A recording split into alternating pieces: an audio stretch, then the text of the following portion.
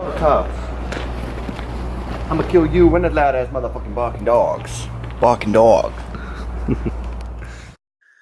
What is up, guys? This is the psychedelic meathead Ben Johnston, and today we've travelled all the way to Watford to go to Explosive Ape Gym to train legs. First time in this gym, first impression, I like it. It's got a good feel. It's got the old school hardcore kind of look to it, and as you can see by the artwork on the walls, it's awesome. You know, we've got Kai Green there, Dorian Yates, we've got Phil Heath on the walls. And when a gym puts kind of artwork like this, you know, it shows you that it's a proper gym. Okay, we're going to start with some squats. 60 kilos to warm up. Beltless, wrist strapless.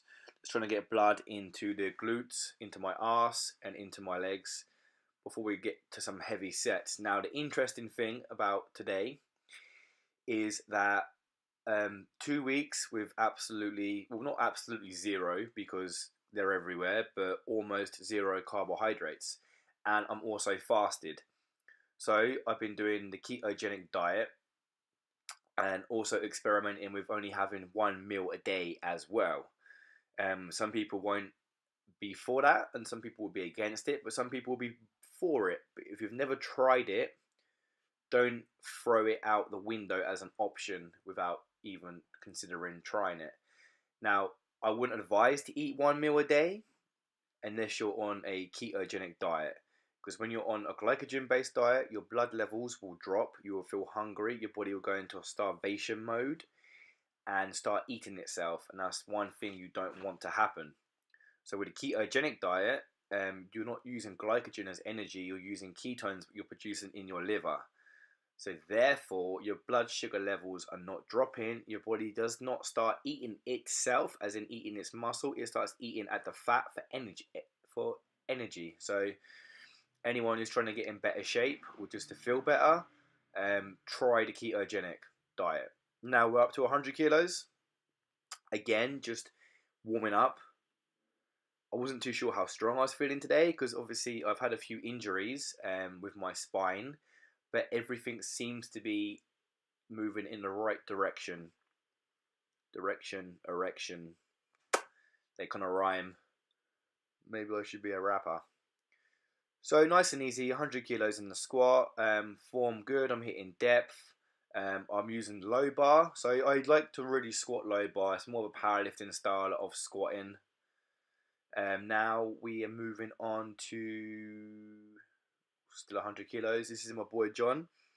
He's getting pretty jacked at the moment. 100% natural, so he tells me. But I don't believe anyone in this world anymore. So he's killing 100 kilos reasonably easy. As you can see, the bar is more high, so he's doing more of a high bar technique. I think the difference is at lower bar, you bring in more of your hamstrings, and high bar, you're hitting more of your quads.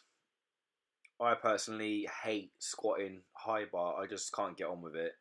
I don't know why. It's just something I just don't like doing. So I'm always going with the low bar position. But you're only as strong as your weakest link. So am I shooting myself in the foot? Or does Phil Heath? Am I shooting myself in the foot by not doing more high bar? But it is what it is. So now we're moving up to 140 kilos. Like I said, I'm 100% fasted on this day. I've had no food whatsoever and also been on one meal a day. So I've gone from 107 kilograms down to 94.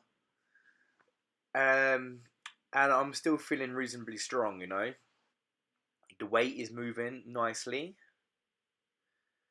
I wasn't really feeling too much pain on this day, which is also good. I've been going for like deep tissue massages, and obviously with cutting carbohydrates and sugar out from my diet, it's reduced inflammation in my body as well. And also something else I'm taking a lot of noticing is my gut health. So we produce serotonin and we produce dopamine, okay? But we produce more serotonin in the gut than we do in the brain. So if your gut isn't feeling very healthy, it's almost impossible for you to feel healthy. So I've been taking probiotics first thing in the morning on an empty stomach, like things like kombucha. Kombucha is a very powerful probiotic. It does contain 0.5% alcohol or something very, very small, but you know, the benefits for your health is more important than even worrying about that 0.5%. And yeah, you've got to be a little bit careful because if no, you've got to be careful if you're on a ketogenic diet because obviously it does have carbs. So limit how much you're taking. And you only if I'm gonna have like a tiny bit of carbs in my diet because sometimes they get everywhere, I'd rather take it from something like that, which is gonna give me a benefit. Now up to 160 kilos, reasonably easy and straight up. No issues there whatsoever. And it feels good to get under some reasonably heavy weight with all the issues I've had going on with my injuries and my issues with my leg. And over the years I've had many, many injuries, but it's a part of the game. It's a part of what we do. You can't expect to do this and not get injured. It's like whatever sport you participate in, if it's combat sport, you can break your hands, you can break your jaw, you can become brain damage. It's a part of the package. If you're a race car driver, you could crash and drive your car into the wall. If you're a football player, you can fall over and snap your ankle. There's a risk to everything we do, but we're all going towards the same place. We're all going to be dead one day, and the most important thing is to be a savage in the meantime. Don't make up excuses because excuses sound good to the people who are making them. Just carry on pushing forward and always have the belief in yourself. Now we're up to 180 kilograms. Okay, does it move reasonably easy? Yeah, I can't. Maybe I could go a little bit lower, hitting depth. But at the same time, I'm not trying to kill myself, I'm not on a platform right now. I'm not competing in a powerlifting competition. At the end of the day, I'm in the gym and I'm training. That's why we use equipment as well. It's like some people will say when I bench press, I use a slingshot. Yeah, you're right. I use the slingshot for one very important reason, and it's longevity. It's to keep yourself safe. I'm putting on knee wraps. Can I do this weight without knee wraps? I've got videos of me doing it without knee wraps, but at the same time, I'm not trying to prove anything. I'm not trying to train with my ego. I'm not ego lifting. I do this every single day. I'm in the gym every day, so I don't need to prove anything to anyone. The most important thing is to keep safe. So now we're up to 200 kilos. Now, 200 kilos used to be a really good weight for me to work at. It used to be a really good working weight. But as obviously the injuries I've had, and also with my weight drop as well, I don't handle it as good as I've done in the past, So I'm pretty sure I don't hit depth as good as I'd like to. But the fact is, I'm still able to walk out with it. Is good for me. It makes me happy, So here we go. Most important thing with the squat, you want to make sure everything is perfect. You're tight. Now you can see in the video how my back is ridiculously tight. As you can see, I'm squeezing onto the bar, so my shoulders are locked in. We're coming down, and we come up, we drive, we push. So some people will say that's okay, but I'm my own critic. So I think a little bit deeper would have been nice. Now, after heavy squats, I'm now going to 100 kilograms to do as many reps as I can. I think I hit like 25 reps. For me, I think it's good. I think it's good to do high volume sometimes.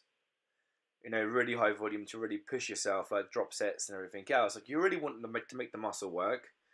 And it's like, you go to the gym, you train, but lifting, like this is harder than squatting 200 kilos.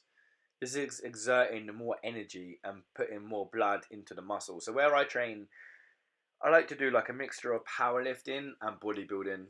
As Mr. Michael Hearn says, like power bodybuilding. And I think this is good to mix everything up. Don't come to the gym and just do like one style of training. Become stronger than you were yesterday. And that's what I advise to everyone. Like, you're in the gym training. Now, what else could you do to make yourself better? Meditation, maybe. Maybe you should try meditating. See if this works. Now, when it comes to diet, like I said, gut bacteria. You want to become stronger. Make your stomach become stronger, Because the most important thing is our gut, is classed as our second brain.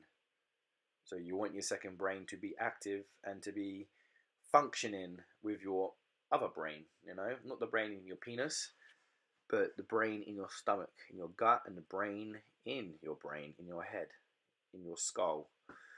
Some people will talk to, I do wonder if they do have a brain, but that's people. So yeah, I'm done here. I think I pass out, but it happens. That's leg day for you. Now, something different, okay? We have walking lunges, and it's good to do walking lunges in this position. Simply because you're stabilizing your core. I'm in the snatch position, and it's something different. You're only as strong as your weakest link, so why not throw it in and try it? At the moment, I'm on this mission to try and get as healthy as I can and get as lean as I can.